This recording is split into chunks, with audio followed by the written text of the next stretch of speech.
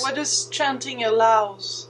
What happens there? Well, for me, chanting is one of the most powerful ways to move from one dimension to another.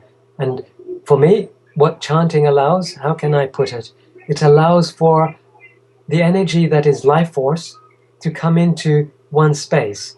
So if, for example, if you physically injured yourself, you can actually move the energy, the life force, to that point to help the body to adapt to this new reality, to heal itself. And I've seen, when you have children, you have to deal with this on a daily basis, injuries.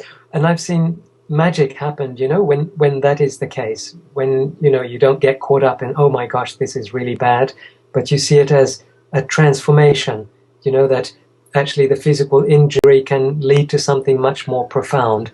So, then it's not, oh gosh, this is really bad and I'm afraid for my child, but you can actually move with the life force to heal whatever, which is what just happened now. I used a few moments to do that. And yeah, it's much better. Otherwise, you could react in the old way, which is fear. Are you okay?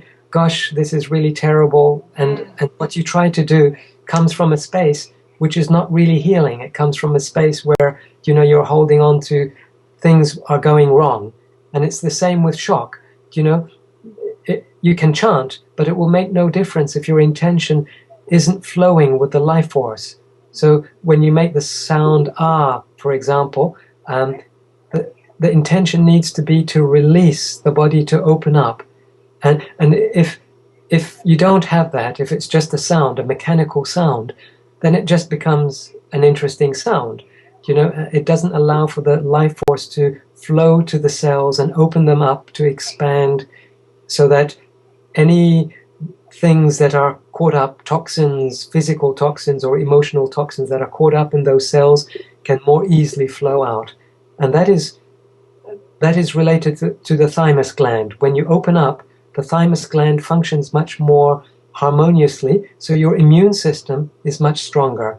So the reason we're doing this is to open up the gland, to allow the release, for it to function in a way free of the stresses and negativities that sometimes get so strong that they deplete it. And then we have problems like cancer or chronic fatigue syndrome or candida, which are immune system diseases. And when you have those, it's very difficult to deal with those. It takes a lot of energy, a lot of time. So I believe that will be much more common in the future just because of the changes. The stress will be coming into individuals, into the physical structure of individuals, and we need to strengthen that structure and open it up so that it doesn't get depleted and we suffer from cancer and immune deficient problems. It's so easy to do with practice now, rather than to wait 6 months or a year and then realize that our bodies are not able to deal with the situation so easily. And do we need to make that sound because that sound redirects, or can you simply set up an intention? And because let's say you're in a public area, do you start chanting or? Well, I don't know if that would be very popular. It's not a public area, but when you chant, you don't need to make the sound loud. And this is what I do often, when I'm, for example, in an airport, because I have to fly from one place to another. Yeah. And the stresses are enormous, and everyone senses this around. Everyone senses that, it's not like being at home or in a beautiful, tranquil place. Everyone is wanting to get somewhere, not wanting to be there, and this affects the body. The body picks it up. And so when I'm in an airport, what I do is chant a beautiful sound. And it's similar to Om. It can be whatever sound you like. It can be, one that you make up yourself, or it can be one that is special to you, if you're Christian or Buddhist or Hindu. And it could be like Om, like the Hindus chant Om. So you don't need to walk around the airport and say Om, Om, Om, in a loud, obvious way. You can chant it on the breath. So you just go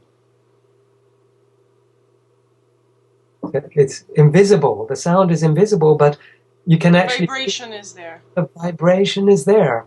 And this, is very useful to do in public places, because that's usually where big things happen. You're at work and the boss asks you to come to his office to have a special talk. You in that moment you have to deal with the reality. Or you're in the supermarket and someone is not very nice to you because they are suffering from stress, and they take it out onto you somehow by doing something not so nice. Instead of reacting, you can do this physical chant to relax the body. And actually, the early Christians used to do this. They were taught special sounds in Aramaic. Aramaic is the ancient language of Jesus, and it's very much like Sanskrit in the sense that when you chant certain words, they're very vibrational. So they had very special words for different situations that were taught by Jesus, for example, to deal with what they were dealing with, which at that time was a lot, because they were persecuted and not really wanted in their environment. And this is what people who are more conscious perhaps feel, that, you're alone and the world is just so crazy, and you feel like you're helpless and you can't do anything, but you can. And one way is to use the old mystical traditions of chanting to allow the body to adapt to that situation. And it's amazing. I find it amazing when I'm in an airport, when I do this, that I smile and that my breathing is much more tranquil. I'm much more happy.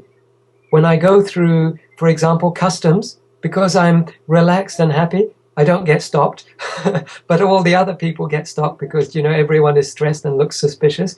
When I'm, at the counter, I'm treated in such a nice way because people enjoy the harmonious energy that they're experiencing. So, every reality begins to change. Whatever is around you isn't treating you in the way that your mind thinks, oh gosh, this is really difficult. So then the world reflects that thinking back to yourself, but treats you in a different way, And for me, that practice has really worked. And I've asked other people, has it worked for them? And they say, for sure, there is no doubt, it's like magic. So our main focus in life to embrace this time of change should be to make sure that we're in alignment first, and we focus on practicing that, and then our reality shifts because of that. We communicate in a different way, we present ourselves in a different way. Yes, exactly. I believe alignment to be the core of the changes, that we need to align to them rather than fear them. And that is what most people don't do. Yeah. We're all thinking the worst, what is going to happen, and, what can we do to prepare for those changes, but out of a fear perspective, rather than an embracing and aligning to the newness and beauty of that situation. We're fearing that the changes are negative. I believe they are positive. And when we embrace that way of thinking, then, our mind looks at things in a different way.